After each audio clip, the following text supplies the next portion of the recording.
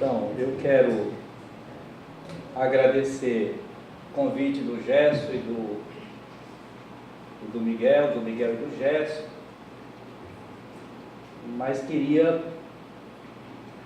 confessar de início que quando o Gerson conversou comigo e o Miguel também, eu aceitei, mas eu não devia ter aceitado.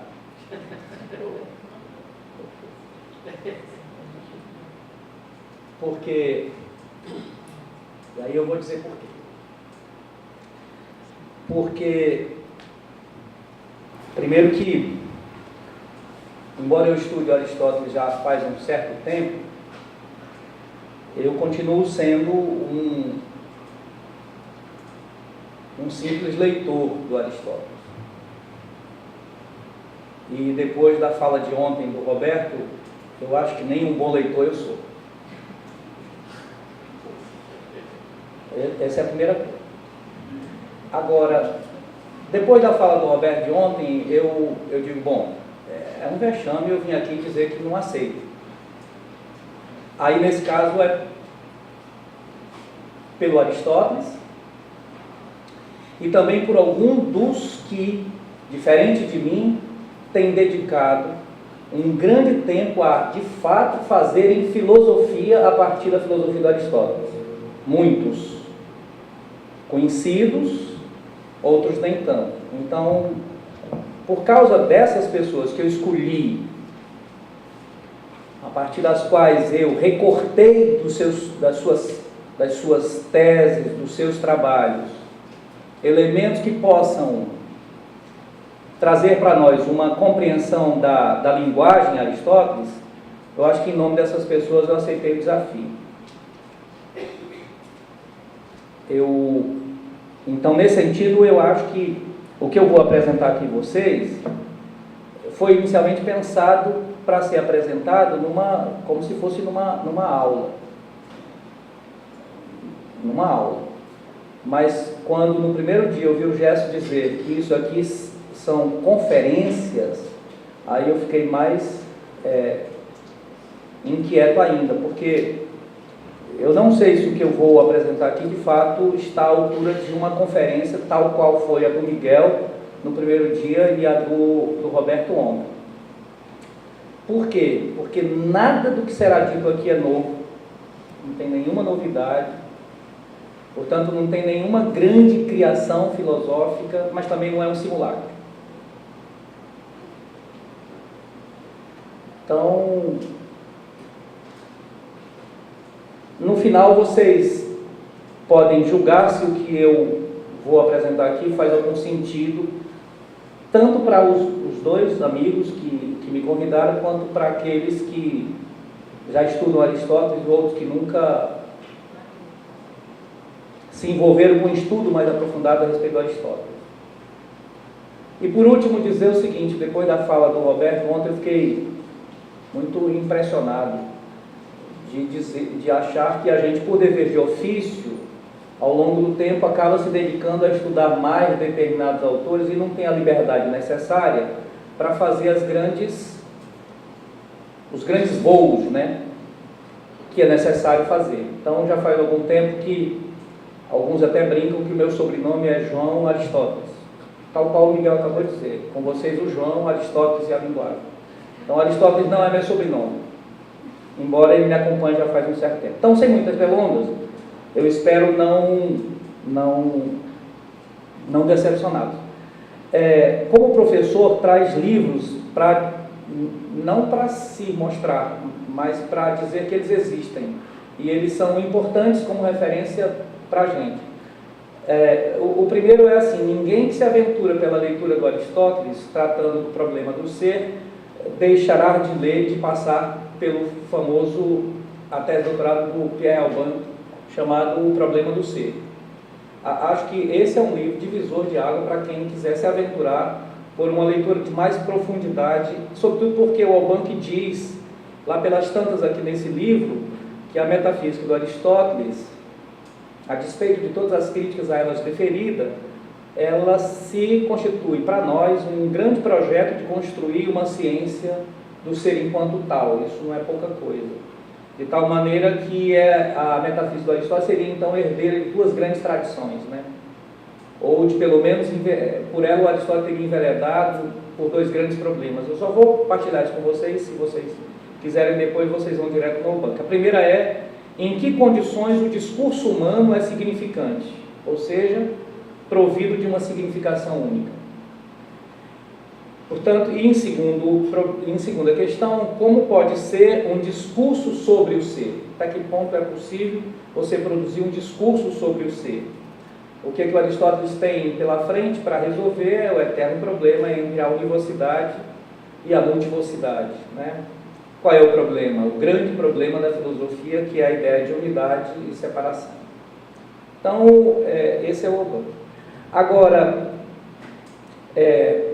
esse é um livro que eu acho que vale a pena quem quiser se aventurar por pensar o problema da linguagem de Aristóteles para começar a conversa, que é um tratado pequeno, que está dentro da estrutura daquilo que a gente conhece como sendo o órgão, que é o Tratado da Interpretação.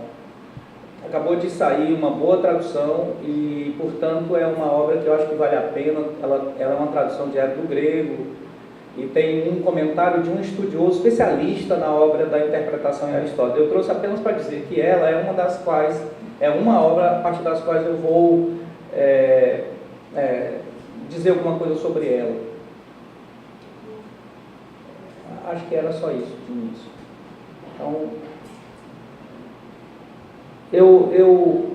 a minha intenção é dizer sobre a linguagem do Aristóteles e pensar na sua relação com o ser e a verdade. Então, nesse sentido, eu já vou logo apresentando coisas que eu andei anotando aqui. Como eu disse, não é nenhuma novidade, coisas já ditas, mas que serão aqui repetidas, talvez por isso elas devam fazer algum sentido. Eu não sei se... Bom, embora Aristóteles não tenha escrito uma única obra específica para tratar sobre a linguagem, o seu pensamento é inteiramente permeado por essa questão. Porquanto pela linguagem, logos, que se manifesta o ser e torna possível o conhecimento da verdade. Então aqui já é A linguagem não tem apenas o poder de ser instrumento do conhecimento, é também um lugar privilegiado para o acontecimento, mas essa palavra está acontecimento aqui, eu não sei nem porquê, não é no sentido Foucaultiano não, acontecimento e aparecimento do real. É o substrato em que se instaura a humanidade do homem como um ser pensante, que não apenas fala para compreender, para conhecer, mas também para decidir, para agir, para se divertir, para se elevar e, no fim disso tudo, para existir propriamente como homem, diferente dos deuses e dos bichos. Nesse sentido, podemos afirmar que o tratamento dado por Aristóteles da questão da linguagem e sua articulação com a verdade e o ser representa uma ruptura com a tradição, ao mesmo tempo em que se apresenta como uma possível teorema da verdade acessível ao homem, que não depende mais de qualquer revelação ou inspiração divina. Então, Aristóteles já se distancia dos grandes mestres da verdade, só para a gente... Não é exagero nenhum dizer que a investigação de Aristóteles teve como principal alvo a polêmica com os sofistas. Apesar do Aristóteles considerar que a sofística não era uma filosofia, mas uma aparência de filosofia, na medida em que o sofista, e aí é a visão do Aristóteles sobre os sofistas, eles se contentam em cobrir-se com o manto, o mesmo manto do filósofo, muito embora a sua sabedoria não passe de aparente, mas sem realidade, sem nenhuma preocupação com a verdade das coisas. É precisamente porque não possuíam nenhuma intenção de verdade que os sofistas dirigiam todo o seu esforço para a eficácia do discurso. fazendo desta uma arma incompatível ou incomparável para transmitir o falso como verdadeiro, ou ao menos como verossímil.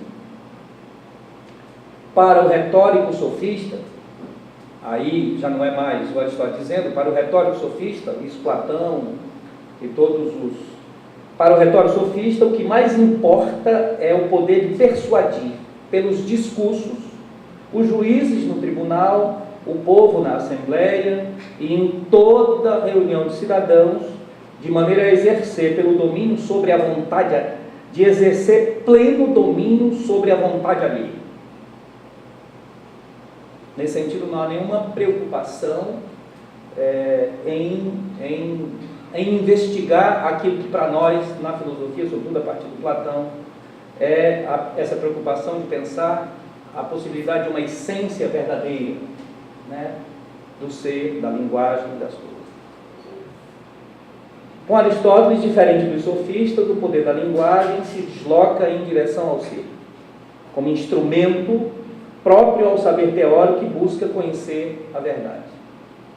A filosofia aristotélica visa determinar a possibilidade de aprender o ser, apreender o ser, por meio do pensamento racional, de dissecá-lo por meio da análise e de traduzir esse processo mediante um discurso que revela a verdade do ser. Daí, não sei se vocês lembram, ontem, o professor dizendo essa perspectiva de é como se você tivesse um ser velado e todo o esforço de desvelamento desse ser seria esse esforço, né? Nesse texto, ou nessa apresentação, de caráter ainda muito bem introdutório, porque, diga-se de passagem, esse não é o tema com o qual eu tenho trabalhado. O que eu vou tentar apresentar para vocês inicialmente o que seria esse projeto sofístico para a linguagem, pensando aí um pouco essa relação entre palavra e poder. E a outra, e aí sim, é a polêmica do Aristóteles com os sofistas, passando rapidamente pelos platônicos, porque, bom, para desenvolver essa discussão com os platônicos, a gente precisa de muito mais tempo, para depois a gente centrar a discussão propriamente nisso que poderia ser uma leitura sobre a linguagem de Aristóteles, tomando como referência o ser e a verdade. Mas aí, para fazer isso, eu sigo os passos de quem sabe mais que eu, muito mais que eu, que é tomar três referências, somente três referências. Um é o próprio Tratado da Interpretação, conhecido como Peguia Enéas, né? A outra é a Metafísica, um livro conhecido, mas lido muito pouco, que é o livro Gama da Metafísica, porque normalmente a gente lê o livro Gama até onde a gente consegue entender, que são os 2 primeiros capítulos. Depois, quando ele vai tratar do princípio da não contradição, do princípio ter ser excluído, e para dizer que esse princípio, por serem princípios, são demonstráveis, e para dizer que, de certo modo, quem quiser demonstrar esse princípio vai entrar numa tautologia, mas que a gente pode, então, pensar esse princípio a partir de uma tese que é sim aristotélica, que é a ideia da refutação. Depois disso, ninguém mais continua lendo o livro Gama. Então, é um livro lido só até os 2 primeiros capítulos. Do terceiro em diante, a gente abandona, porque não é tão simples. E o terceiro é um livro também não muito consagrado dentro da metafísica, que é o livro nono, chamado o livro onde Aristóteles discute o que poderia ser a verdade, né, ou uma suposta teoria da verdade. Então, esse é o percurso que eu vou tentar apresentar para vocês.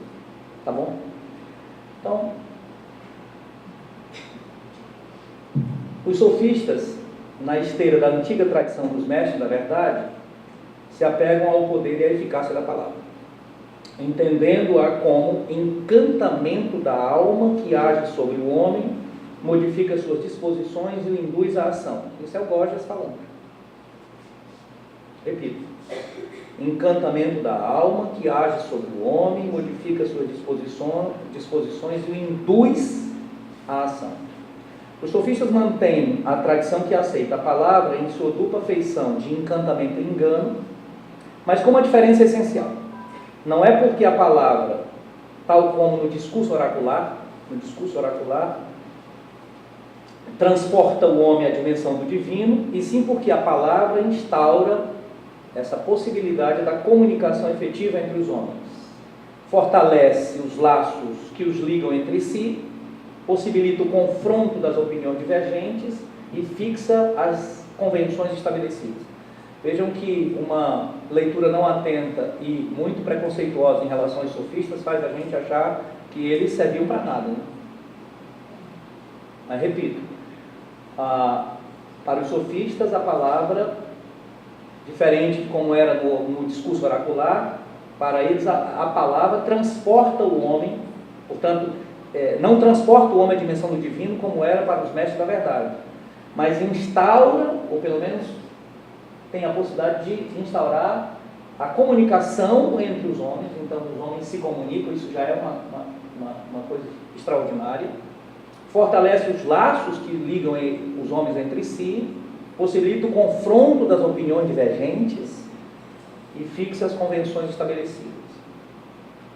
Com os sofistas e os retóricos, a palavra, o logos, passa a ter uma função política, sobretudo no mundo da polis democrática. Então, nós estamos olhando os sofistas no mundo da polis democrática, em que as relações sociais se assentam nas determinações e vontades dos cidadãos, e essas vontades, por sua vez, estão sujeitas à dominação do discurso retórico, como instrumento capaz de mudar as disposições dos homens. Para os sofistas, o Gorgias de novo dizendo: o discurso persuadindo a alma obriga-a, convencida, a ter fé nas palavras e a consentir nos fatos. Isso porque, conforme a sofística, o discurso forma um só corpo com a coisa dita, possuindo uma densidade própria, um poder que se afirma como superior aos demais, porquanto capaz de interferir no curso do mundo e impor sua lei à natureza. Então aqui a gente já vê esse problema que é entre physis e nomos, né?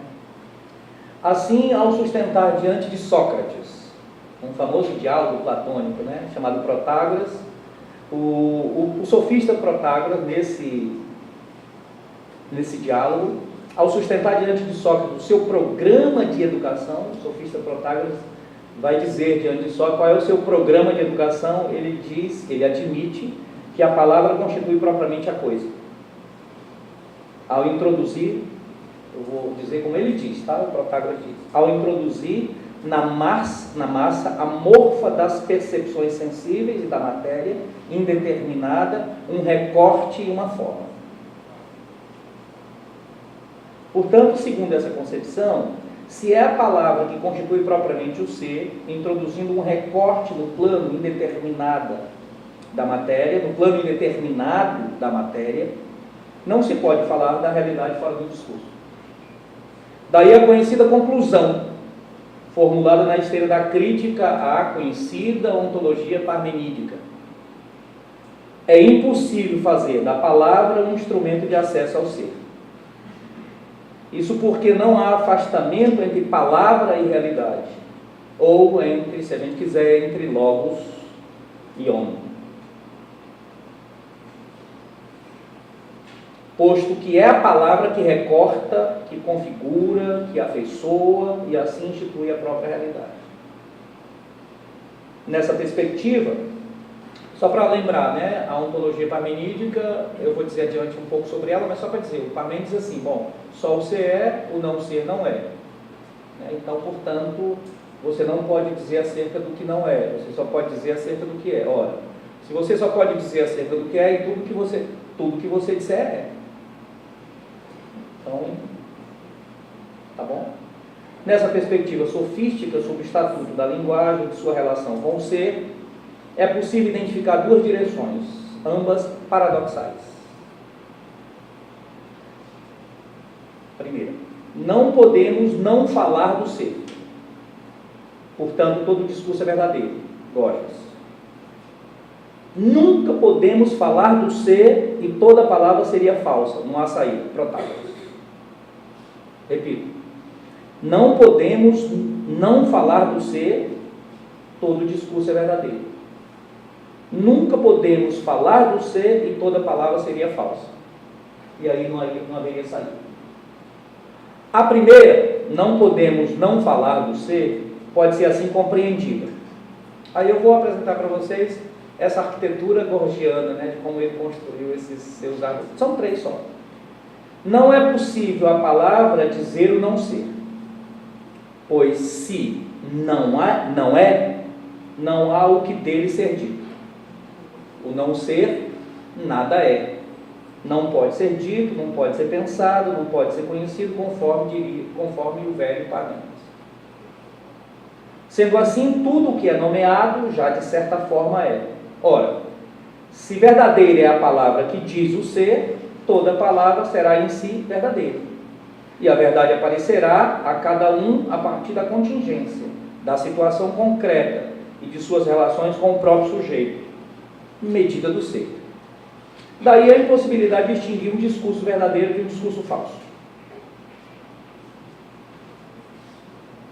A segunda, menos radical do que essa primeira, pode ser compreendida a partir dos seguintes termos. Nunca podemos falar do ser e toda palavra seria falsa. Explicando. O acesso ao ser impossível, ele só se deixa expressar pelas metáforas, por sua vez, incomunicáveis. O discurso é um ser entre tantos outros. E como um ser não comunica outro, a palavra não comunica o ser do qual ela fala. Dessa maneira, se o ser não se deixa expressar, será igualmente vazia toda a pretensa ciência do ser. Portanto, é impossível conhecer o que não pode ser dito. Nessas 2 direções, eu estou dizendo isso não é novidade. Tem um grande especialista na filosofia sofística chamado Eugênio Duprel, Os Sofistas. Ele publicou um texto em 1980 e a Bárbara Cassan e o Michel Nassi, A Decisão dos Sentidos, eles são as autoridades. Se o que eu estiver dizendo aqui vocês não concordarem, vocês podem conversar com eles. Eu só estou apenas dizendo o que eles disseram. Nessas 2 direções, evidentemente fica configurada a crítica dos sofistas à concepção de linguagem que diz o ser, tendo como referência a filosofia do Parmênides. Repito, o ser é, o não ser não é. Para os sofistas, esse ser parmenídico é inacessível, indizível, paradoxal e contraditório. Portanto, é impossível ser conhecido. Diferente da filosofia socrático-platônica, segundo a qual as palavras têm por finalidade instruir-nos sobre as coisas, o Crático diz isso, né? As palavras têm a função de nos instruir, né? Instruir-nos sobre as coisas. O poder da palavra é extraordinário, ela tem o poder de instruir-nos sobre as coisas, ou seja, distinguir e diferenciar as coisas segundo sua própria natureza. Os sofistas insistem na palavra como instrumento de relações humanas, realçando sua dimensão ética, legal, pedagógica, política, pondo em relevo o uso da linguagem como instrumento de comunicação, conferindo-lhe uma função pragmática, sobretudo no plano da retórica. Como chegou a hora da palavra pragmática, tem um professor que eu acho que era ele que devia vir aqui falar para vocês, Manfredo Araújo de Oliveira. É um professor conhecido do Brasil. Ele publicou um livro de 1996 chamado assim, Reviravolta Linguístico-Pragmática na Filosofia Contemporânea. Um estudo denso, grande, consagrado. E é aí, esse professor diz que essa reviravolta linguístico-pragmática, evidentemente, faz todo o sentido do modo como a filosofia contemporânea hoje tem a filosofia da linguagem como a filosofia primeira. Aquilo que para Aristóteles a filosofia primeira era a metafísica, era essa espécie de ontologia, há que se entender hoje a filosofia da linguagem como sendo a filosofia primeira. Primeira, no sentido de que o seu objeto de estudo, ele perpassa o problema da linguagem, a filosofia da linguagem, perpassa todos os domínios da filosofia. Daí, não é pouca monta a gente ter um programa que estuda a linguagem e ter um programa de investigação sobre as diversas teorias da linguagem, em que a filosofia da linguagem, ou filosofia e linguagem, aparece como um tema importante. Então, com isso eu já queria dizer que é acertado a ideia de trazer para um programa de pós-graduação o tema filosofia e linguagem. Então, muito acertado isso. Então, o Manfredo, ele diz assim, a linguagem se tornou, em nosso século, a questão central da filosofia. E com isso, se alguém quiser, eu vou conversar com ele, se a gente se encontrar lá na Ampof, eu vou dizer a ele que um dia, quem sabe, ele pode vir aqui.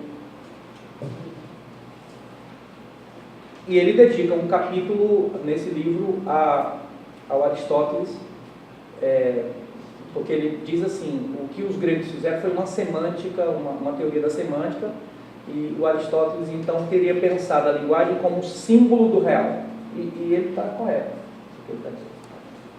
Então, de acordo com um pensador consagrado que produz sobre teoria do conhecimento, numa obra Ensaio sobre o Homem, ele, Cassirer, né? Escrevi errado aqui, é Cassirer, Ernest Cassirer. Essa é a grande descoberta dos sofistas, qual seja, a função pragmática da linguagem no plano da retórica. Para os sofistas, a função da linguagem não é mais semântica, e sim pragmática, na medida em que o signo linguístico não consiste mais em designar coisas, mas em provocar emoções, não consiste mais em exprimir ideias ou pensamento, mas em provocar sentimentos, em induzir os homens a certos comportamentos e a certas decisões. Importante isso, né? Nesse sentido, conforme esse projeto sofístico, na linguagem não existe uma função especulativa. Essa possibilidade de pensar a linguagem, ou de pensar uma ciência teórica sobre o ser, os sofistas não têm essa preocupação. Ou seja, não há uma preocupação em construir em dar à linguagem essa função especulativa, uma espécie de real transparência que permitiria ao real manifestar-se pela própria palavra, enquanto logos. E logos aqui demarcado já de logos apófon.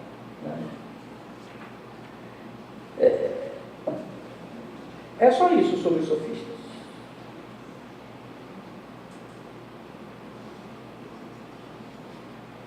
Mas não é pouca coisa, muita coisa, né? Agora, vamos ao segundo ponto. Pensando essa leitura sobre a linguagem em Aristóteles, tomando 3 conceitos: palavra, ciência e, por não ter outra palavra melhor, metafísica. Aristóteles, em sua reflexão sobre a linguagem, parte do rompimento da ligação imediata entre palavra e coisa, logos e homem, e elabora uma teoria da significação, em que, por um lado, afirma a separação entre linguagem e ser, e, por outro lado, tematiza a relação entre esses dois domínios. Trata-se, portanto, de uma reflexão em dupla perspectiva. Uma, acentuar a diferença entre linguagem e ser, aprofundando a concepção designativa da linguagem, seguindo o seu mestre Platão. Então, vamos lá. Em Platão, a linguagem tem uma função designativa. Mas também, por outro lado, sustentar que, apesar da distância entre linguagem e ser, não há para nós mortais, para nenhum de nós mortais, acesso imediato ao ser sem a mediação linguística. Nas duas perspectivas, será necessário superar a concepção da linguagem definida pelos sofistas. Nesse sentido, Aristóteles adverte. Aqui eu vou trazer só uma passagem para a gente... Aristóteles adverte assim, ó. Dentre os que sustentaram teses paradoxais, como aquela da verdade dos contraditórios, é preciso distinguir dois grupos. Uns, com efeito, chegaram a essa concepção em consequência de um embaraço real. Os outros não falam assim senão pelo prazer de falar. Estou citando Aristóteles, tá? Para com esses dois tipos de adversários, não se poderá comportar-se da mesma maneira na discussão. Uns têm necessidade de persuasão, os outros de constrangimento lógico. Aos primeiros, as respostas podem ser dadas por meio de argumentos e por convicções. Ao passo que para os segundos, diz taxativamente Aristóteles, abre aspas, o remédio é a refutação de sua argumentação, tal qual se expressa no discurso e nas palavras. Ele está se referindo a esse grupo, ele está se referindo aos sofistas. Repito, a uns o argumento, levando um constrangimento lógico. Não é à toa que Aristóteles escreveu um conjunto de obras que a gente reúne por nome de órgão, e nelas estão contidas os grandes, aquilo que a gente poderia chamar de, digamos, teorias da argumentação. Eu anotei alguma coisa sobre isso, depois eu vou dizer quais são essas, mas não vou me aventurar. Então ele vai dizer, em relação aos primeiros, basta os argumentos, porque eles escutam a gente, e aí a gente leva ele a constrangimento lógico e isso estaria resolvido. Agora, em relação aos segundos, não. É necessário não ir para a argumentação, mas sim para a refutação. E refutá-los no terreno onde eles atuam, que é no discurso e nas palavras. E isso é bonito, eu acho. Não é assim como uma grande maravilha, de tantas maravilhas que a gente ouviu ontem. Mas é alguma coisa, bom, é alguma coisa. Nesses termos, Aristóteles não poderia ser mais claro. É preciso aceitar o terreno imposto pelos sofistas, mas voltar contra eles as suas próprias armas. A refutação no discurso e nas palavras. O comentário do Alban sobre isso é uma coisa mais ou menos assim. Ele vai dizer, olha, o Platão não deu ouvido para os sofistas e produziu alguns diálogos, rebatendo eles e fazendo um enfrentamento. Porque o Platão conviveu com eles. Né? Houve uma certa convivência. O Aristóteles já está, um tempo depois, em que o Alban dá essa explicação. Ele vai dizer o seguinte, o Aristóteles, por uma espécie de ingenuidade, o Alban escreve isso longamente, mas eu só tirei isso dele. Eu vou dizer, tá? Porque ele diz assim, ó, talvez porque não pôde conhecer pessoalmente os sofistas do século V que Aristóteles é levado, mais que Platão, a tomar seriamente os seus discursos, sempre presentes e, se não irrefutáveis, ao menos ainda irrefutados. Platão, ao contrário, contentou-se em ridicularizar os sofistas, ou, o mais frequente, esforçava-se nos diálogos em colocá-los em contradições com eles mesmos, forçando-os pela boca de Sócrates, um grande sofista. Bom, mas é o Obama que está dizendo.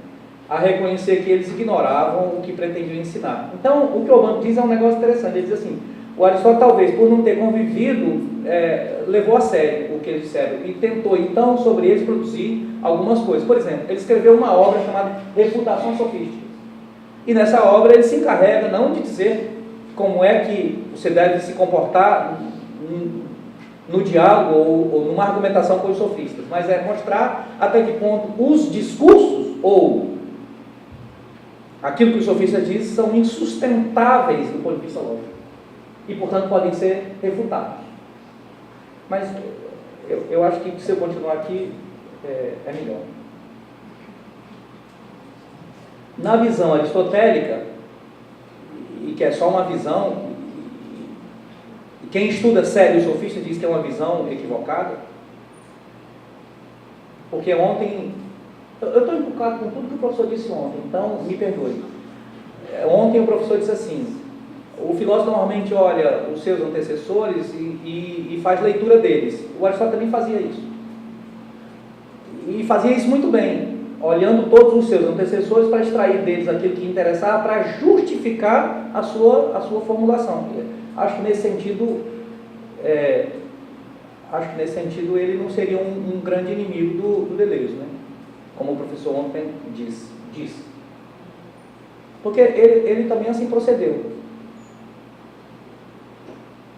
Mas, em muitas vezes, o Aristóteles se refere aos seus antecessores assim, com frases lapidares, dizendo só pouca coisa, assim, os amigos da forma.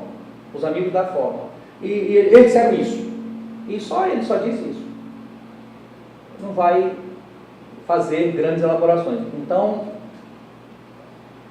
pois bem, a sofística obscurece o caráter significativo da linguagem, o Aristóteles está dizendo, além de considerá-la como um simples entes entre os demais. Então, a linguagem é uma coisa entre outras coisas. Precisamente por isso, é impossível pensar sua relação com o ser na base da significação, pensando numa proposta de significação. Significação enquanto aquilo que enuncia algo acerca de algo, que, portanto, tem que passar pelo crivo da demonstração. Para Aristóteles, todas as distintas teorias acerca da linguagem possuem um princípio comum, todas elas, inclusive a dos amigos da forma, que é a aderência total entre palavra e ser. Quem tem a palavra, estou dizendo Aristóteles dizendo, né? Para esses, quem tem a palavra tem o ser, porque a palavra é um ser entre outros. Numa linguagem fechada, o discurso que se estrutura em resposta a outros discursos, a palavra é o resultado de uma pura convenção, servindo tão somente à troca de opiniões entre os homens, o que torna absurdo e impensável, volto a dizer, o que torna absurdo e impensável o projeto de uma ciência do ser enquanto tal. Contrapondo-se à sofística, Aristóteles manterá, sim, o poder da palavra, mas dessa feita não mais fundamentada na vontade do retórico, mas no ser, na medida em que sua filosofia tem a pretensão de, por meio do logos, desvelar o ser, com todos os seus mistérios. Diferente dos sofistas, Aristóteles pretende salvar para a filosofia, a palavra logos como instrumento rigoroso e transparente a serviço do projeto de uma ciência do ser e da verdade. Então, como eu disse a vocês, eu iria percorrer com Aristóteles 3 obras. É chegada a hora, então, de começar por elas. Eu escrevi uma nota de rodapé dizendo assim, que quem quiser se aprofundar um pouco mais nessa discussão que o Aristóteles leva a sério no órgão, valia a pena então percorrer esse grande tema. Não é o caso que eu vou fazer aqui, mas eu escrevi um negócio mais ou menos assim. Não acompanharemos aqui todas as análises feitas por Aristóteles nos 6 livros que compõem o órgão. Nesses livros, suas investigações passam por uma distinção funcional dos termos que compõem uma frase, tratado das categorias, pela composição das frases que pretendem ter valor de verdade ou falsidade, pela ordem do encadeamento de frases para alcançar uma conclusão, silogismo, até a disposição dos assuntos numa demonstração científica, os tópicos do discurso, e a descoberta das possíveis falácias que deixam com aparência verdadeira uma falsa argumentação, as refutações sofísticas. Esses assuntos todos são tratados, cada um deles, com muita profundidade, nas seguintes obras: Tratado das Categorias, sobre a interpretação, nos analíticos 1 e 2, nos tópicos e nas refutações sofísticas. Desde a antiguidade, desde o fim da antiguidade até o século XIX, estes livros constituíram os cânones do conhecimento rigorosamente científico. Portanto, quem quisesse enveredar pelo campo da filosofia tinha que ir lá nesse conjunto de obras aristotélicas. Mesma lógica simbólica contemporânea, menos fundada numa análise do discurso natural e mais dirigida pelo formalismo matemático, ainda colhe suas maiores questões nas investigações daquele filósofo que consumou o pensamento clássico grego. Quem está dizendo isso é um especialista em Aristóteles chamado Fernando Santoro. Ele é professor da UFRJ, escreveu um comentário a um livrinho muito conhecido chamado Aristóteles no século XX, escrito pelo Enrico Berti, e ele fez um comentário a esse livro e ele diz isso, quer dizer, mostrando a atualidade da filosofia aristotélica. O Fernando Santoro é um professor da UFRJ, tem um grupo de pesquisa chamado CIA, e ele produz muito na filosofia aristotélica. Então, Miguel, só porque eu anotei, eu vou dizer, tá? Um bom programa de estudo sobre a teoria aristotélica da argumentação pode ser realizado a partir de 4 tópicos. Primeiro, um tópico seria a argumentação dialética e sofista, onde a gente poderia ler os tópicos e as refutações sofísticas. Depois, a argumentação demonstrativa, em que seria uma boa leitura a gente ler os analíticos segundos. Terceiro, a argumentação silogística, como é que se argumenta silogisticamente. Aí a gente poderia ler os analíticos primeiros e também o Tratado da Interpretação. E por fim, uma leitura sistemática da argumentação retórica e política, a gente lendo a retórica e a poética. Isso seria um bom programa de estudo, seria um bom curso. Seria um bom curso.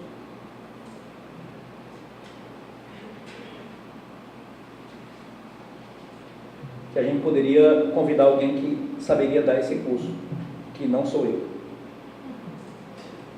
Então, Tratado da Interpretação.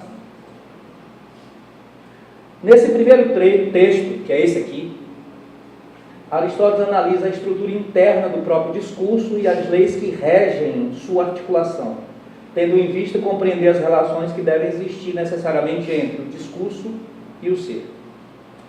Ele parte de 5 distinções, conhecidas, quem conhece, 5 distinções, o nome, o verbo, o discurso, a proposição e o par, afirmação, negação. Bom, é necessário a gente estabelecer essas 5 distinções.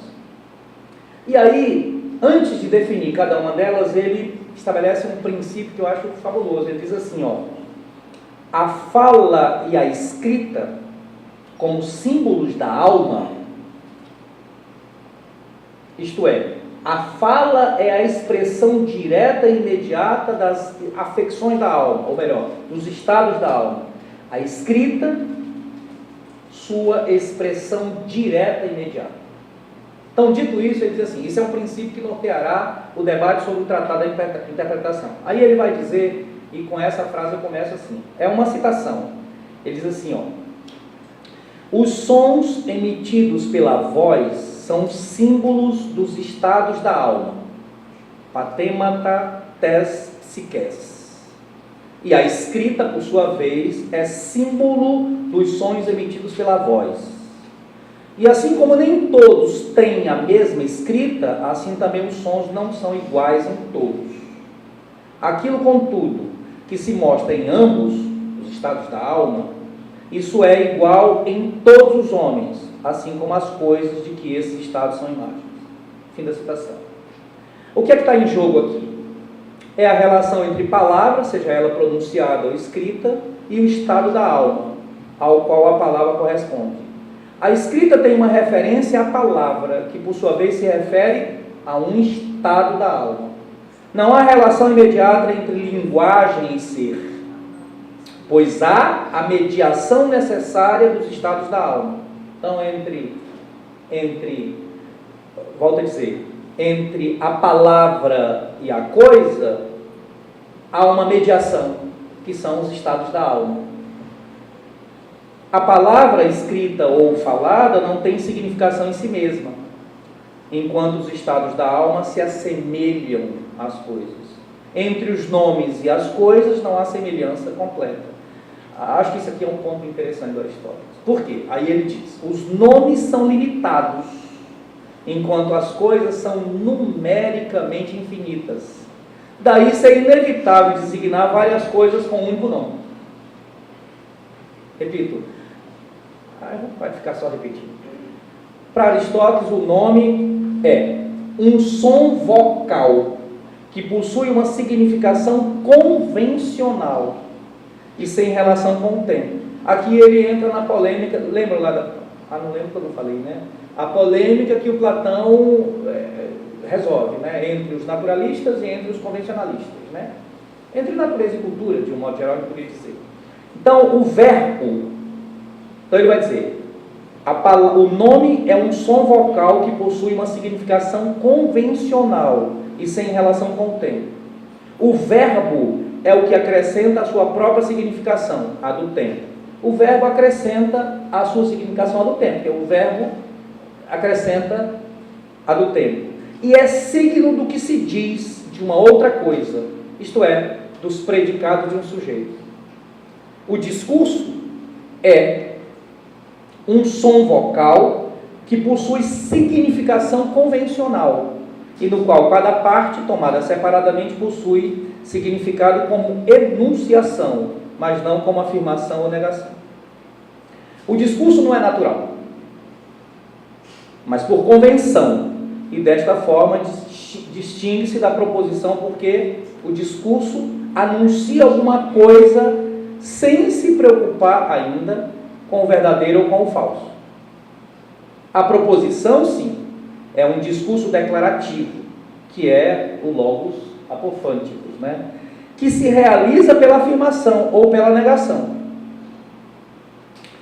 Porque o discurso declarativo, ele reúne o nome e o verbo, corresponde a um pensamento, opera por composição, quando reúne, ou divisão, quando separa, e ao qual se aplica a distinção, sim, entre o verdadeiro e o falso. Finalmente, a afirmação declara que uma coisa se refere à outra, enquanto a negação declara que uma coisa está separada da outra. Veja que coisa simples, né? Quando eu afirmo, eu declaro que uma coisa se refere à outra. Quando eu nego, eu declaro que uma coisa está separada da outra. Assim, a partir dessas duas distinções, ou a partir dessas distinções, nome, verbo, discurso, proposição, afirmação, negação, Aristóteles formula o que ficou conhecido como sua teoria da proposição. A proposição é uma declaração que corresponde a um pensamento. Nunca é demais lembrar que, segundo Aristóteles, há duas ordens: a ordem do pensamento e a ordem das coisas. Há o pensar, há o produto do pensar, o texto, o discurso, a proposição, a lógica das proposições e há as coisas que elas, proposições, procuram descrever. A proposição não pode garantir, por si própria, a existência das coisas exteriores a que ela se refere. Está claro, né? Nesse sentido, o pensamento realiza, sim, uma operação chamada juízo. Em grego, a palavra juízo aqui é kritikon, kritikon, né? Que se exprime verbalmente na composição. É o juízo que reúne, afirmando, ou separa, negando, e é ele que é verdadeiro ou falso. Verdadeiro quando une o que está unido na realidade e separa o que está separado também na realidade. Falso, o que é contrário. Com isso, pode-se dizer que a proposição é uma representação. Por que ela é uma representação? Ela representa o juízo, coloca na linguagem o pensamento e representa a realidade, enquanto declara o que está unido e o que está separado. Portanto, o juízo é uma afirmação ou uma negação que o pensamento realiza, indo diretamente à realidade de todas as coisas que são. Para Aristóteles, a proposição enquanto expressão verbal do juízo só pode ser de dois tipos. A que exprime um juízo existencial, por exemplo, ou uma ação ou uma paixão do sujeito. Bom, agora vem os exemplos, né? Um homem existe. Isso é um juízo existencial. Um homem não existe. Um homem anda. Um homem não anda. Um homem está ferido. Um homem... Estou repetindo tudo que está aqui, tá? Um homem não está ferido. O segundo tipo de juízo é aquele que exprime uma predicação. Gravem bem. O que é uma predicação? É uma atribuição de alguma coisa a um sujeito por meio do verbo de ligação. Repare, um homem é justo. Ora, um homem é justo é diferente de dizer um homem anda. Tudo bem? Um homem não é justo. Com isso se tem duas modalidades de proposição. Aquelas que são afirmativas e aquelas que são negativas. Sendo as primeiras superiores às segundas. Por que elas são superiores? Porque elas nos dão uma informação real e maior sobre as coisas que falam. Volto a dizer assim, um homem existe, nos dá menos informação do que um homem é justo. Segundo Aristóteles, as proposições elas se relacionam entre si. E elas se relacionam entre si de duas formas, ou por oposição ou por dependência. Isso é uma coisa chata, isso aqui. Para definir as oposições e as dependências, ele estabelece um conjunto de critérios. São 3 critérios. O primeiro, sem esses critérios não há pensamento algum. Repara, sem esses critérios não se pode pensar. O primeiro é o critério que diz assim: uma coisa é sempre necessariamente idêntica a si mesma. Mas isso é fácil de entender, né? Uma coisa é sempre e necessariamente idêntica a si mesma. Absoluta identidade. Que é o famoso princípio da identidade. O outro, princípio da não contradição. Que seria expresso assim, é impossível que A seja idêntica e contrária a si mesma, ao mesmo tempo e na mesma relação. Se a gente puder dizer, eu posso dizer assim: A é A, e não pode não ser A. Ou seja, é impossível que ele seja ao mesmo tempo, sob a mesma circunstância, a mesma relação. Sobre esse princípio eu vou falar depois. E o terceiro princípio é muito conhecido, e é simples de entender, que é a história do princípio do terceiro excluído. Que é assim: dado duas proposições cujos predicados são contrários, uma é verdadeira e a outra é necessariamente falsa. Bom, para que ele está dizendo isso? É porque ele vai dizer assim, esses 3 são os 3 princípios a partir dos quais você pode produzir qualquer argumentação, portanto qualquer proposição. Se a gente fosse seguir adiante nessa coisa cansativa, a gente ia ver que o Aristóteles vai estabelecer um conjunto de quatro elementos para estabelecer todas as afirmativas que existem. E eu não vou mais continuar com isso, não. Assim, numa visão mais abrangente do tratado da interpretação, nós podemos compreender que, ao defender claramente a separação entre o discurso, a linguagem, e o ser, as coisas que são, Aristóteles empreende uma análise do discurso, sustenta que é possível a análise do próprio ser que se manifesta no discurso, do ser que manifesta no discurso, que não é o ser, propriamente, é o ser que manifesta no discurso. E a partir dessas análises afirma a necessidade de um fundamento comum, que torna possível, aqui essa expressão legal, adequação, uma espécie de adequação entre linguagem e ser. Aí não é mais representação, acho que é uma representação sim, por uma concepção de adequação. Se adequado, corresponde, se não adequado, não corresponde. Com Aristóteles, o discurso, e aqui um comentário, o discurso já desenraizado do divino separa-se do ser, tem seu estatuto próprio, gerado pelo próprio entendimento humano, a realidade humana representada pelos estados da alma. Desse estatuto derivam suas limitações e seu poder, claro. Poder que deriva do próprio real, revelado pela palavra, real ao qual remete e do qual pretende ser expressão fiel. A função da palavra é, portanto, simbólica. Isto é, se ela não é o ser, a ele se refere necessariamente. Por isso, o Logos é apofante.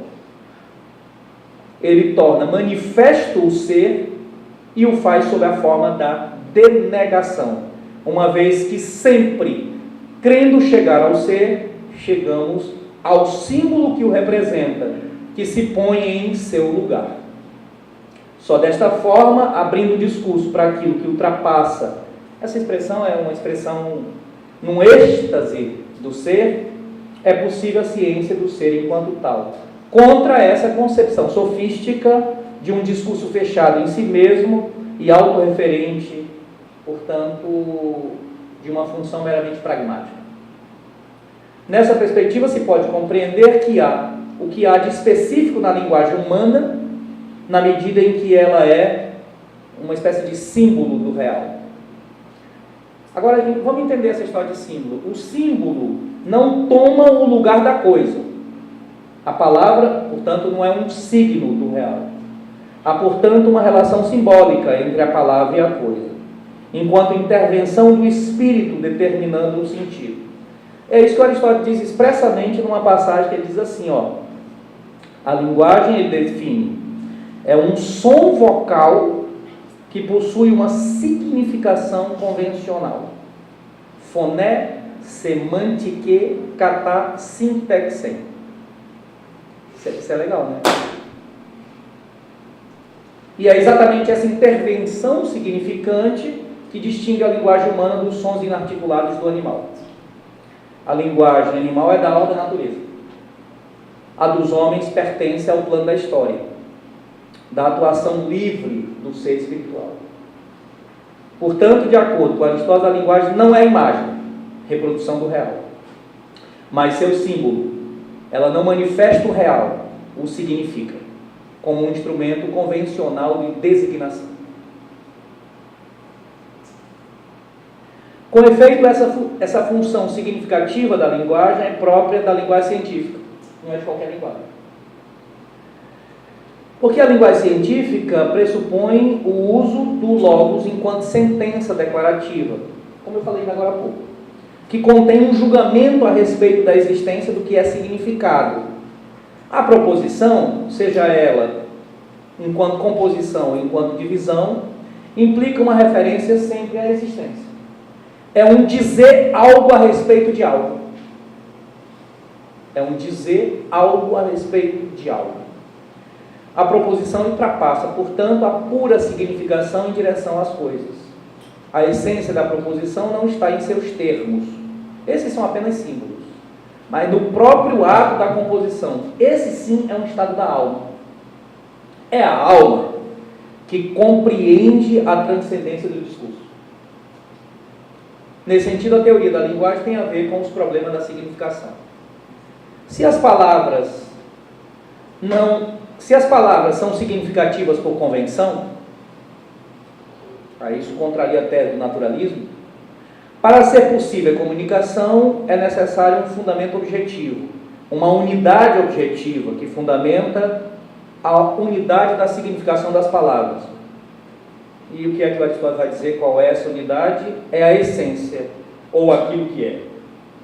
A permanência da essência é pressuposta, nesse sentido, como um fundamento da unidade do sentido. Aqui eu vou repetir o que o Bank diz assim, ele diz, o que o Aristóteles diz, melhor dizendo, é porque as coisas têm uma essência que as palavras têm sentido. É porque as coisas têm uma essência que as palavras têm sentido. Por isso, segundo Aristóteles, as análises da linguagem e sua relação com o ser implicam uma ontologia. Pois é a unidade do que legitima a unidade da significação. A linguagem só é compreensível a partir de seu fundamento, que é o ser. Não há linguagem que não seja sobre o que é. Aristóteles compreende, enfim, nesse primeiro ponto só. Está longe de terminar esse negócio. Compreende que a estrutura fundamental da linguagem, qual é a estrutura fundamental da linguagem? É a predicação. É também, daí a gente podia dizer assim, que dizer é predicar. E o que é predicar? É dizer algo de algo. Bom, é também a do pensamento, na medida em que o pensamento é condicionado pela linguagem. E mais, a estrutura da linguagem e a estrutura do pensamento é também a estrutura da realidade. Pois pensamento e linguagem, respectivamente, analisam e descrevem a realidade, tal como fica bem patente na sua doutrina das categorias, que é a obra monumental monumental desse tamanho, mas é uma obra fabulosa, onde ele apresenta o seu famoso tratado das ora 8, ora 10 categorias, cuja primeira é a categoria da essência, ou o sia.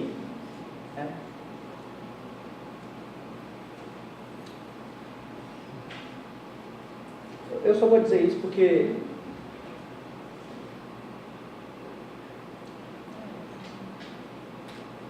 nesse tratado, entendido assim, o Aristóteles então estaria, a partir do tratado das categorias, expressando uma compreensão de realidade que, diga-se de passagem, e aí eu vou me apoiar na autoridade desses caras todos aqui, diga-se de passagem, totalmente oposta àquelas desenvolvidas posteriormente pelo Kant e pelo Hegel.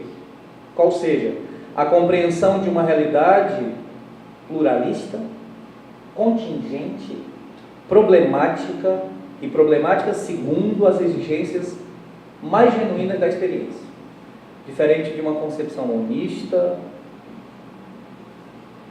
transcendente. Sobre isso, eu parei aqui com interpretação. Agora, o segundo passo, em Aristóteles. Tem quanto tempo eu falo no Miguel? Eu já estou me incomodando.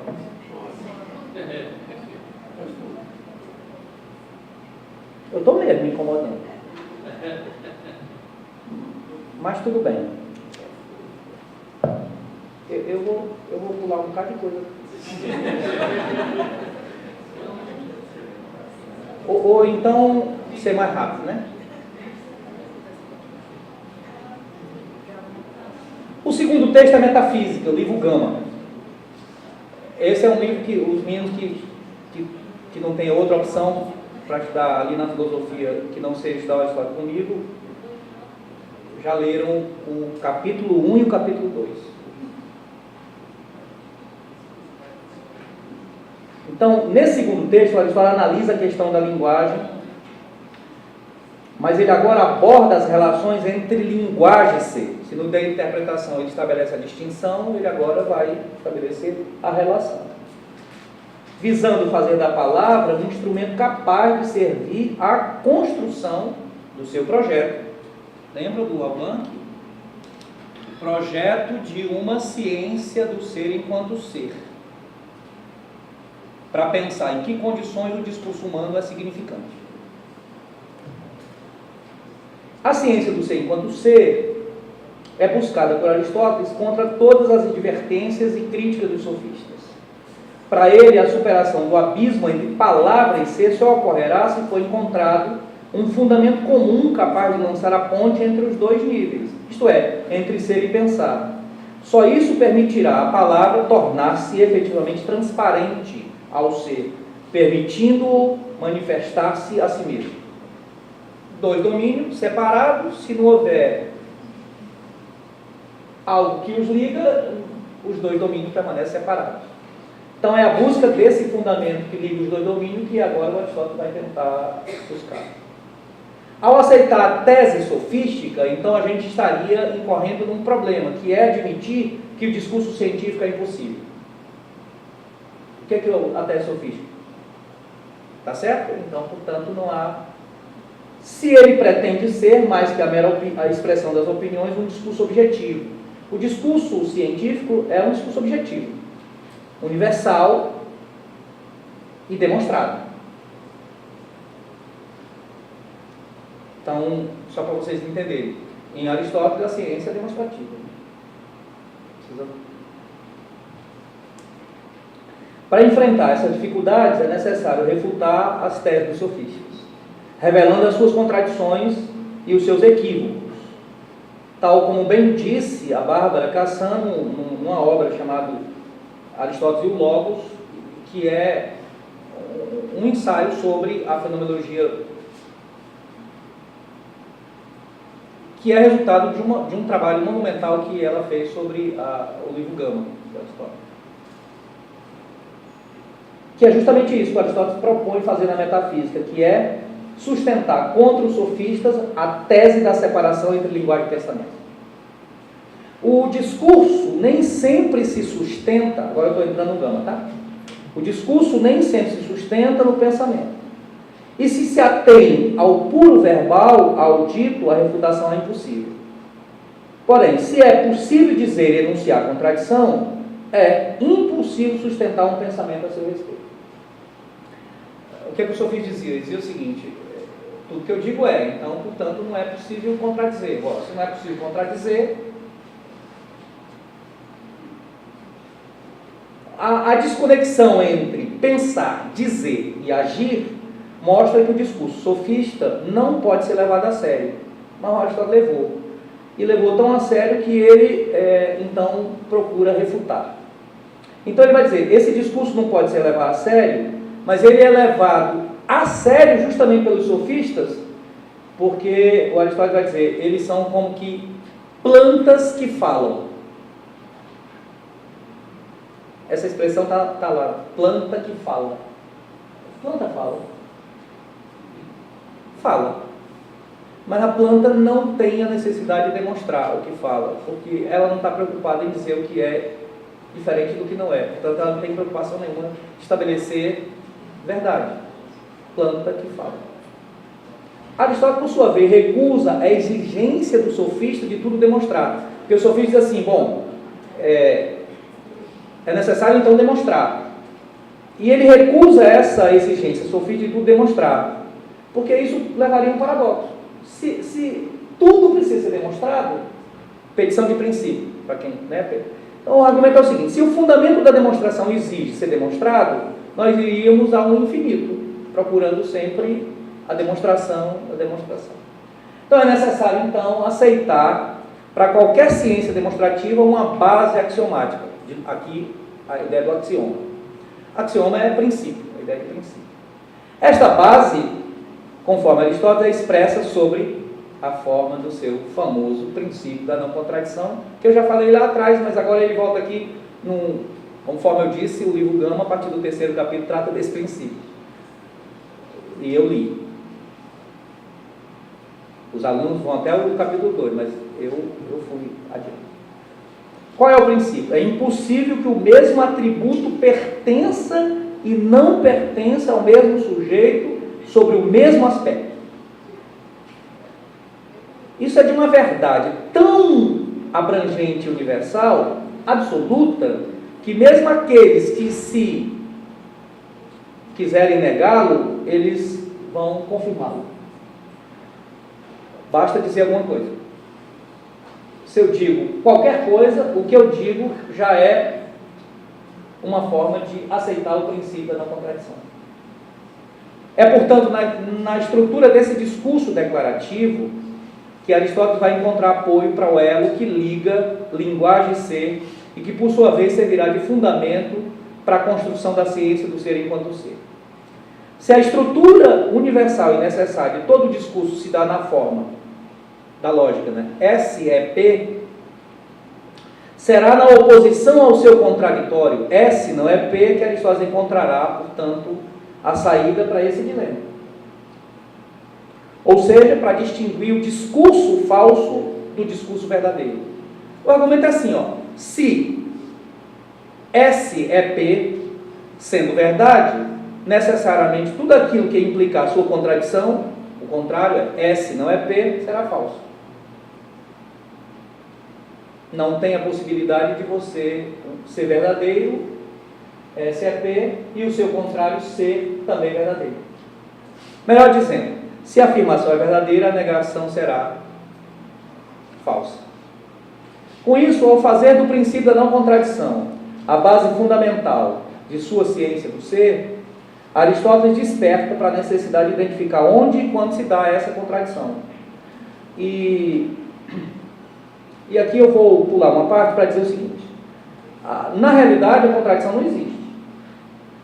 Tá certo? Então, a contradição está no discurso. Então, quando exatamente o é e o não é surge a contradição? Então, vamos lá. Se a gente levar em consideração a tese parmenídica, qual que é? O ser é, o não ser não é, então não haveria possibilidade de discurso algum.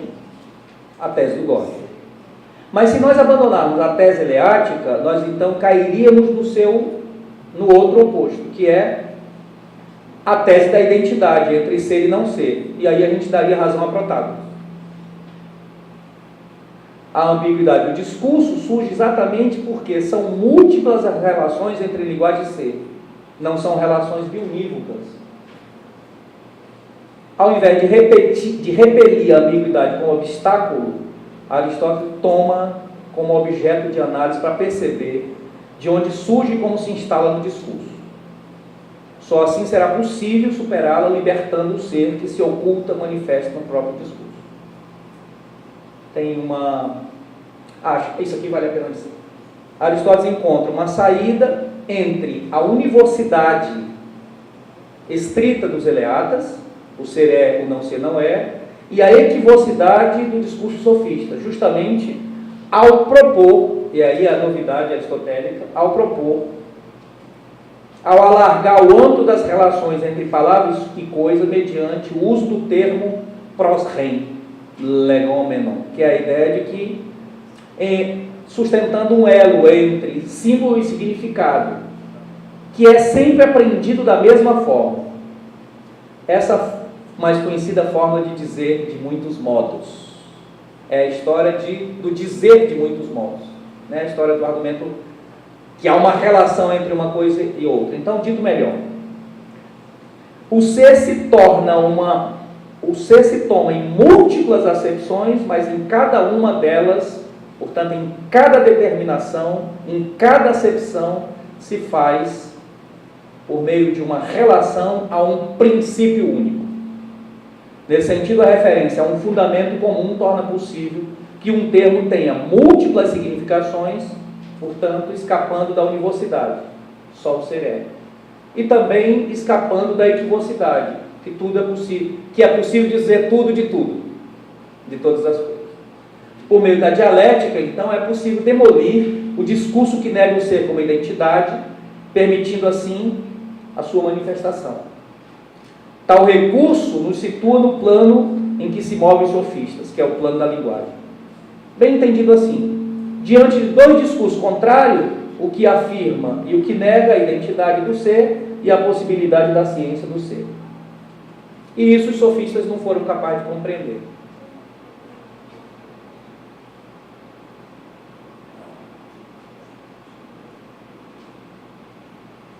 Estou pulando um bocado de coisa. Para Aristóteles, então, nesse sentido, pensando que a sofística não dá conta disso, porque ela se torna um discurso vazio, o ser ele mesmo tem de ser concebido como unidade determinada, posto que o nada é fora do ser. Não ser algo determinado equivale a não ser, implica não ter forma, sequer ter nome. A contradição é por isso mesmo impensável no ser, do mesmo modo que não é possível ser expressa pela palavra. Não é a palavra que introduz um recorte na massa amorfa da matéria sensível e assim institui o aparecimento do ser, como queria Protágoras. Aí Aristóteles diz, é o próprio ser enquanto um ente determinado, uma ousia, que se recorta e institui por meio da diferença e da forma. Portanto, é necessário falar do ser que se manifesta no tempo, mutável e múltiplo, sem deixar escapar sua unidade essencial. Isso implica, como eu já disse, uma ontologia, capaz de fundar no próprio ser a composição figurada no discurso, próprio ao discurso da ciência. Aquele que, como eu já disse, mais nos aproximaria dessa compreensão da realidade. Deste modo, convém nos aproximar, ao menos em linhas gerais, da concepção que o Aristóteles constrói lá no livro Gama. Que é assim, essa concepção de que o ser se diz de muitos modos. Ou seja, o ser tem múltiplas significações. O Aristóteles diz assim, o ser significa coisas diferentes. Mas essa multiplicidade de significado não é privada de unidade. Existe algo que une, que unifica, que liga entre si os diversos sentidos do ser. O fato que entre eles há um que é primeiro em relação a todos os outros. Essa é a ideia. Primeiro, no sentido de condição de ser de todos os outros. Condição segundo a qual todos os outros podem ser ditos. Portanto, todos os outros são ditos ser, referindo-se a este que é primeiro. Isso não implica homonímia. Isso não implica uma homonímia. O que é homonímia? É dizer coisas diferentes com o mesmo nome. Porque sob o nome ser temos diferentes realidades entre si, diferentes entre si.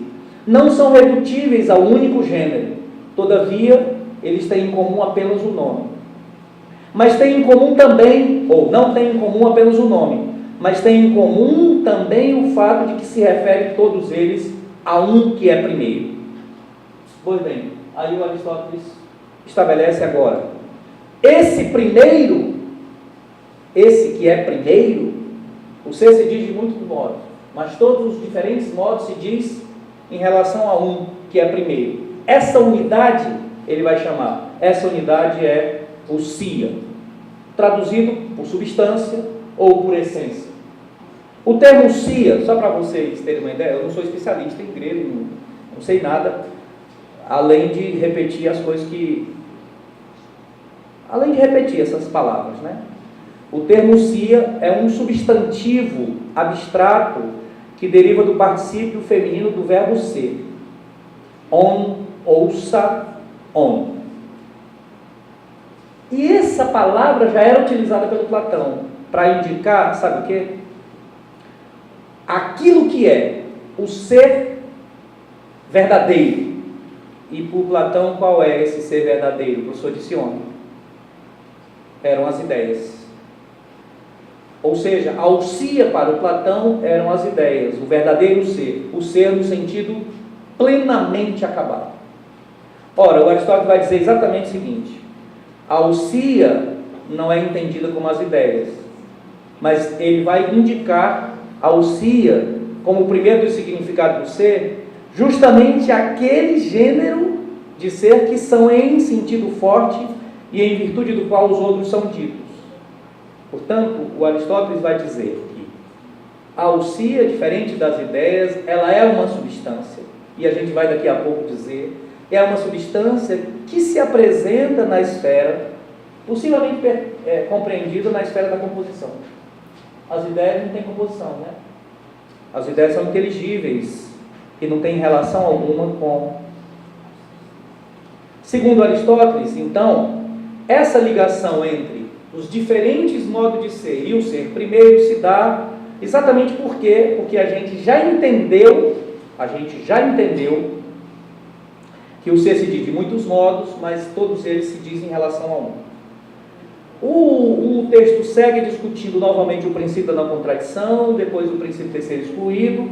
O que eu queria então destacar, e eu não quero tomar muito o tempo de vocês, é o seguinte: nesse sentido, o que o Aristóteles estaria dizendo era assim, ó, se o ser se diz de muitos modos, e há um modo que se diz primeiro, era importante a gente então investigar agora quais são os diferentes sentidos do ser. E ele diz numa passagem que eu acho que é muito necessária ser dita. Diz assim: o ser propriamente dito se toma em muitas acepções. Em primeiro lugar, o ser por acidente. Depois, o ser como verdadeiro, ao que se opõe ao falso. Depois, o ser das categorias. Por exemplo, a substância, a qualidade, a quantidade, o lugar, o tempo. Além destes, há o ser em potência e o ser em ato. Eu não vou me alongar aqui na discussão sobre esses diferentes modos, eu queria apenas destacar uma coisa. O Aristóteles, então, ao invés de apresentar um número infinito de significados do ser, ele apresenta um conjunto de 4 binômios, e são eles: o ser por si é a essência, diferente do ser que é por acidente. O ser em si é aquele que não pode ser de outro modo, o ser por acidente é aquilo que pode não ser. O segundo é a ideia do ser como verdadeiro, por oposição ao ser que é falso. E o terceiro, e aí eu queria destacar, é o ser das categorias. As categorias são todas elas nominadas, a gente conhece. A primeira é a ousia, que é a substância, que é a essência. E por fim, a ideia de que o ser se diz em potência e em ato. Em potência é aquilo que ainda não é, está num processo de vir a ser. E o ato é aquilo que atingiu a sua completude. Bom, o que eu quero destacar aqui é a ideia de que, para o Aristóteles, não contente em dizer tudo isso, ele vai destacar isso que eu quero dizer aqui. O ser significa, então, de um lado, essência e algo determinado, e de outro, todas as outras coisas que são ditas em relação à primeira das categorias, que é o ser. Ora, o que é que eu quero destacar? Essência e algo determinado, na verdade, são as duas expressões com as quais a história define o sia. O sia é aquilo que é em si e por si, não é propriedade de outro. Por essa razão, então, embora o ser tenha muitos significados, é evidente que o primeiro dos significados do ser é a essência, a qual indica substância, entendida a substância como ser primeiro. E primeiro não tem outro sentido que não primeiro enquanto princípio.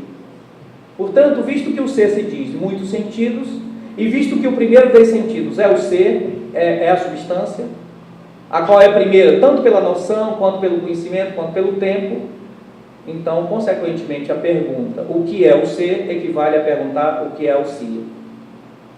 Porque, como vimos, o primeiro do ser é a substância. E, portanto, quem descobrir o que é o ser deve perguntar, acima de tudo, o que é a substância. E essa é a tarefa da filosofia primeira. São 4 os candidatos à condição de ousia. São somente 4. Dos 4 candidatos, Aristóteles descarta alguns. E eu vou dizer quais são os 4 candidatos. Para ser ousia, o substrato, que é a matéria da qual se predicam as diferentes propriedades. O segundo é universal. O terceiro é a essência. E, finalmente, o composto de matéria e forma. O Aristóteles descarta o universal, porque ele vai dizer as ideias de Platão não são sia. O universal, que é o gênero, não pode ser substância. O que eu quero dizer aqui? É que, dentre esses postulantes à condição de ousia, o Aristóteles vai destacar a essência, ou forma, que constitui, de fato, o ser primeiro. Para Aristóteles, não só a forma é substância, mas ela é substância primeira, porque ela é a causa que faz com que uma substância, como, por exemplo, o composto, seja aquilo que é. Tem uma longa discussão sobre isso e eu acho que poderia dizer assim, Aristóteles não se refere aqui à forma separada da matéria, tal como as ideias do Platão, que é a forma separada da matéria. Refere-se à forma da substância composta, por exemplo, homem. Vamos pegar a substância homem. Para ele, a forma do homem, aquilo que faz com que o homem seja exatamente o que ele é, homem, é a alma. Mas não é qualquer alma, é a alma racional, é a alma intelectiva, diferente da alma vegetativa e da alma concupisciva. A alma racional, portanto, é a forma enquanto causa formal do homem. A forma, a alma racional, é, portanto, o princípio da vida. E isso significa dizer, então, arrematando a teoria do Gama, que é o seguinte: é a ousia eidos, ou seja, é a substância enquanto forma, ousia eidos, que confere ao ser, em seus múltiplos e diversos significados, essa unidade que o preserva da equivocidade, que se o Aristóteles não o fizesse, o discurso continuaria vazio, tal qual o discurso sofístico, não seria possível uma eficácia na comunicação no nível da ciência, no nível das outras podia ser, isso equivalia a uma espécie de insignificância. E como ele propõe uma teoria do significado, então, na verdade, com essa concepção aristotélica da substância, como substância primeira, ela é a condição de ser de todos os outros modos de dizer o ser. Ela é, então, essa premissa a partir do qual nós poderíamos dizer que sem ela o Aristóteles não poderia desenvolver as suas próximas teses. Uma delas é a ideia de que há uma relação necessária entre matéria e forma para compor o composto, e nesse sentido, matéria é o princípio da mudança, a forma é aquilo a partir do qual uma coisa muda. E a famosa doutrina do devir, pensando na tese do ato da potência.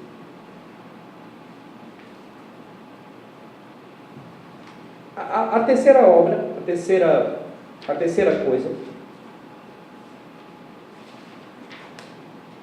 e eu vou dizer sobre ela muito brevemente, é a Metafísica Nono, o livro nono, mais conhecido como o livro onde o Aristóteles apresentaria os limites do discurso. E os limites do discurso pensando a sua relação com a verdade. E como eu não vou fazer nenhum comentário, ele vai ser breve, 2 folhas, tá bom? É o jeito. Nesse texto, Aristóteles segue sua análise da substância agora como composto.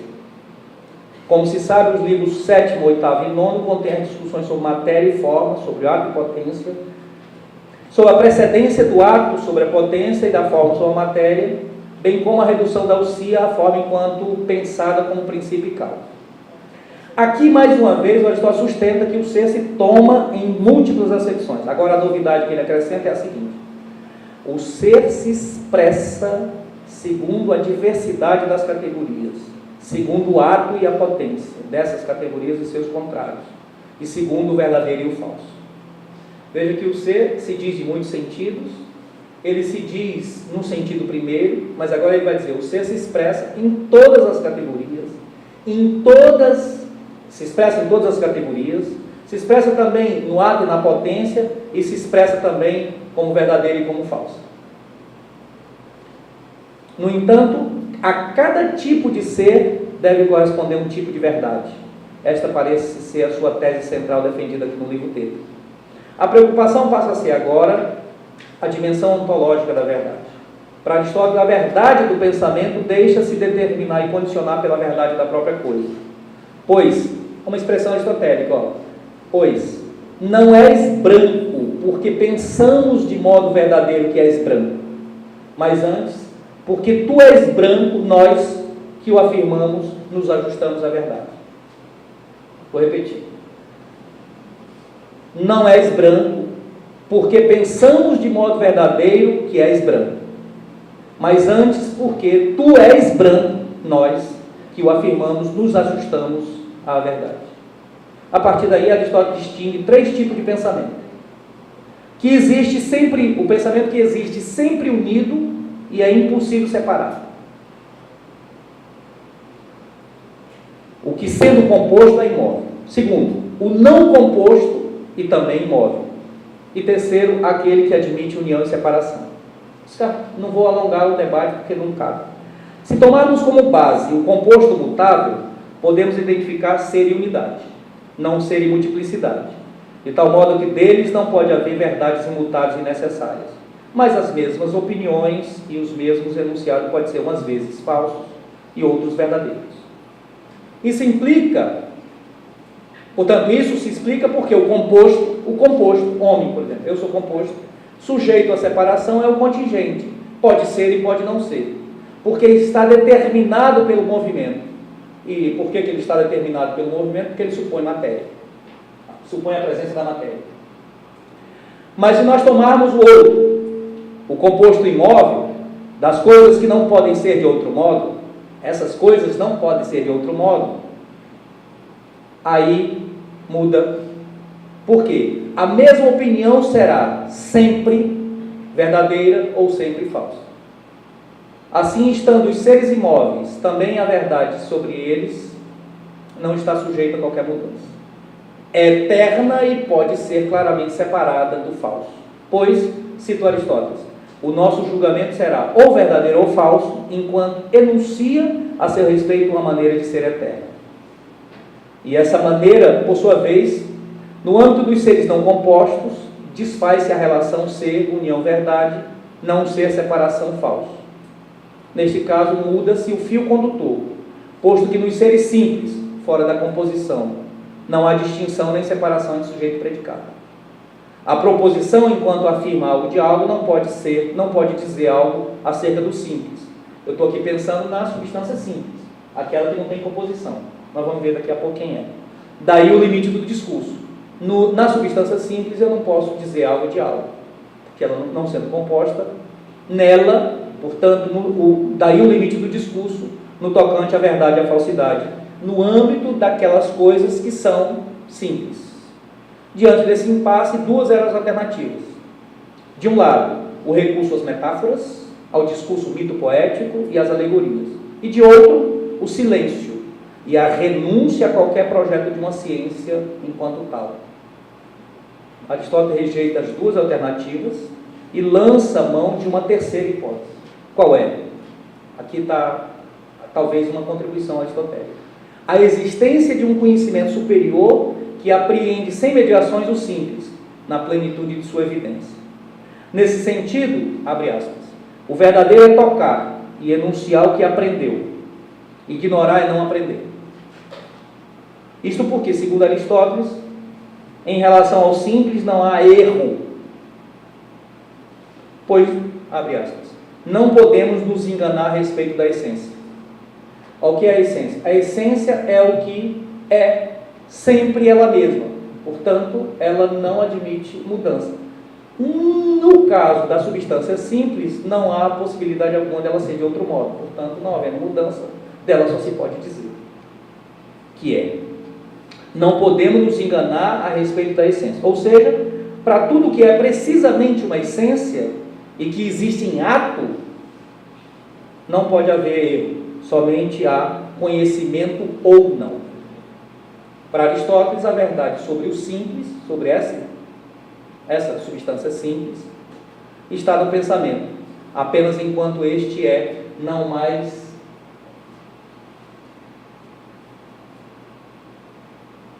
dianoético, mas sim noético, que é sim a faculdade de apreensão imediata do absoluto. A verdade, nesse caso, se mostra a partir do próprio ser como manifestação deste, ao qual o intelecto não pode fugir. Deste modo, chegamos ao limite do discurso e da análise.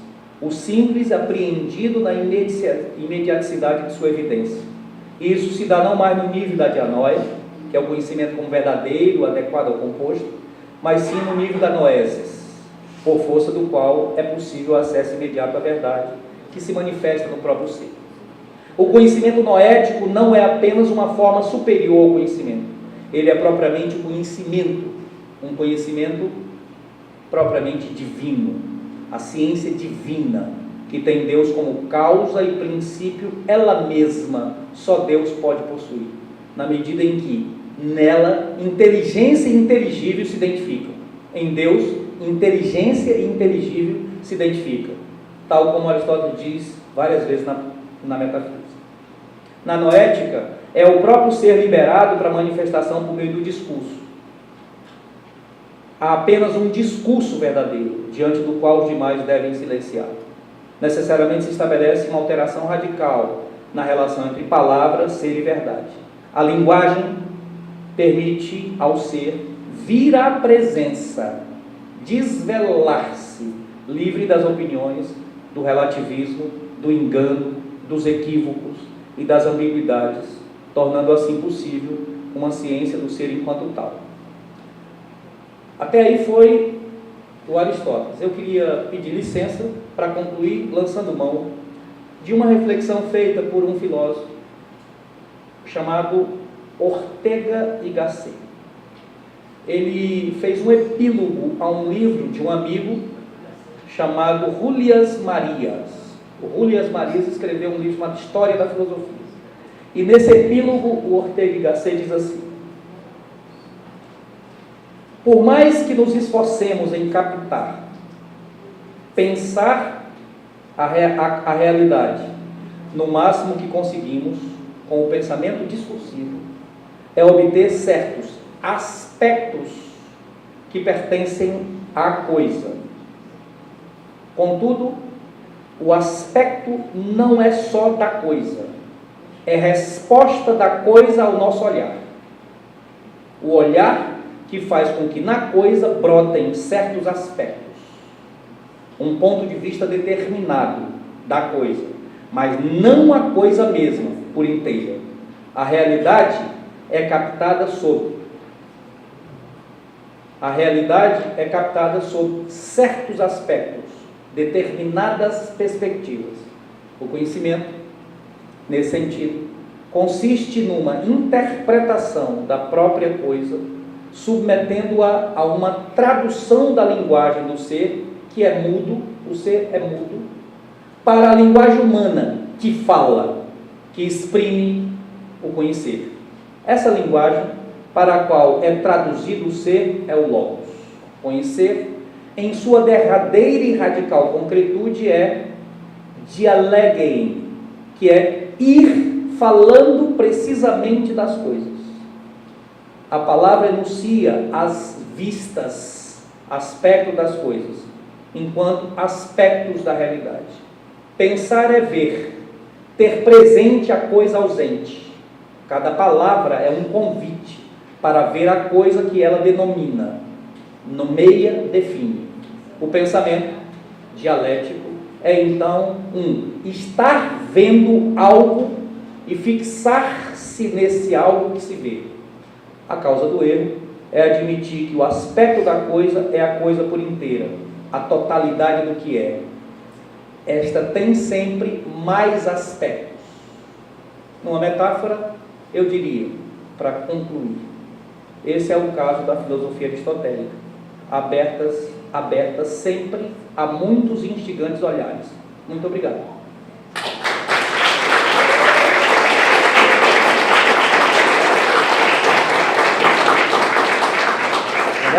Se vocês baterem palma, é porque fez sentido o que eu disse. E também porque a palma, ela demonstra um alívio extraordinário para quem fala e para quem escuta.